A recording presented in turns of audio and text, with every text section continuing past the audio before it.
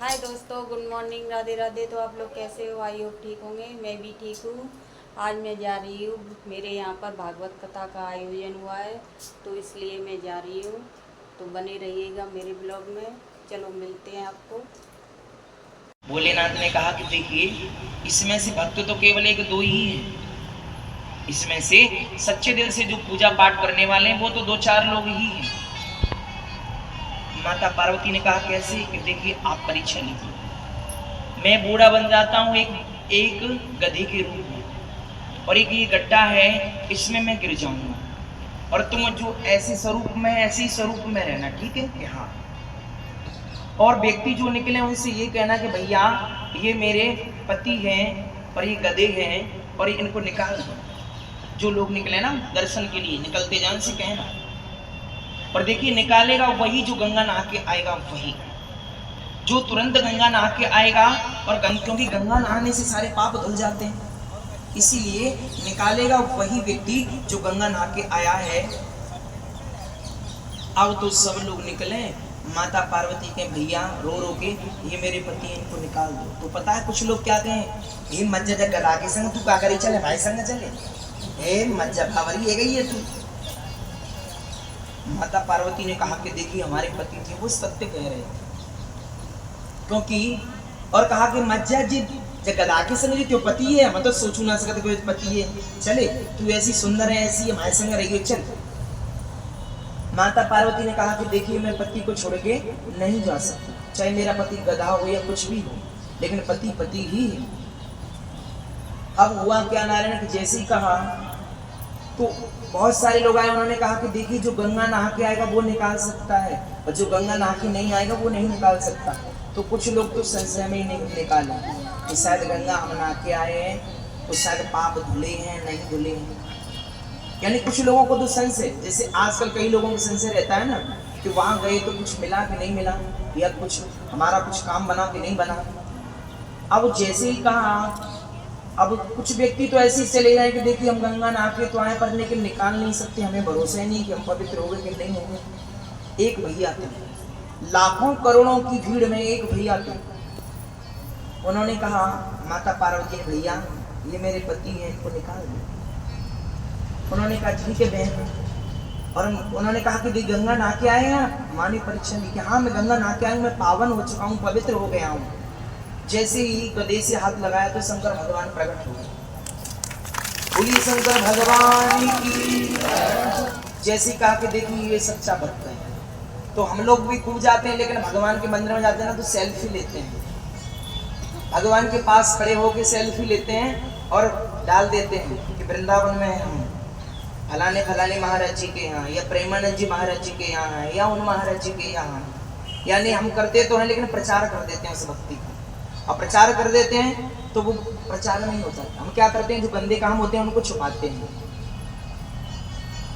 और जो अच्छा काम कर देते हैं उससे सब मोहल्ले में गाते हैं, पतोरी मैंने 5 किलो चावल देवा में आरसी में कथाए रही है, बड़ी पैसा वाली हूँ भैया। पंखा लगवा देते हैं तो उस पर नाम भी लिखवा देते हैं, और देवियों की जो मूर्तियां होती हैं उनके चरणों में नाम लिखवा देते, ताकि लोग दर्शन करें तो पहले हमारा ही नाम दिखाई दे।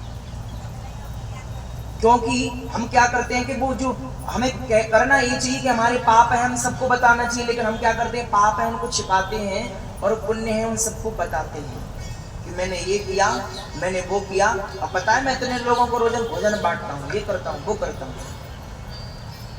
तो कहने का अभिप्राय यह है कि देखिए, हमें जो हमारे पाप है ना, हमारे पाप उनको हमें सबको बताना चाहिए, पर हमारे जो पुण्य है ना, पुण्य उनको हमें छिपाना चाहिए। क्यों? क्योंकि जितना छिपाओगे जितना पुण्य आपका बढ़ेगा, और जितना आप बताएंगे कि मैंने ये दिया, मैंने वो दिया, तो ये समझो कुछ नहीं मिलेगा। प्रेम से कहेंगे राधे राधे। हमारे पूज्य महाराज श्री आए हैं, बोलिए संत भगवान की जय। महाराज जी के चरणों में, दोनों महाराज जी के चरणों में प्रणाम। तो जैसे यानी कि कहने का अभिप्राय है कि हमें श्रद्धा से करना चाहिए, भाव से करना चाहिए। और कहा कि देखिए, श्री सुखदेव जी राजा परीक्षित जी से कह रहे हैं, राजा परीक्षित जी से कह रहे हैं कि देखिए, राजा परीक्षित ने कहा कि देखिए प्रभु, हमें ऐसा करो कि कथा तो आप सुना रहे हैं, लेकिन किसी भक्त का चरित्र सुनाओ, किसी भक्त का चरित्र सुनाओ। उन्होंने कहा कि देखिए एक सुदामा नाम के ब्राह्मण थे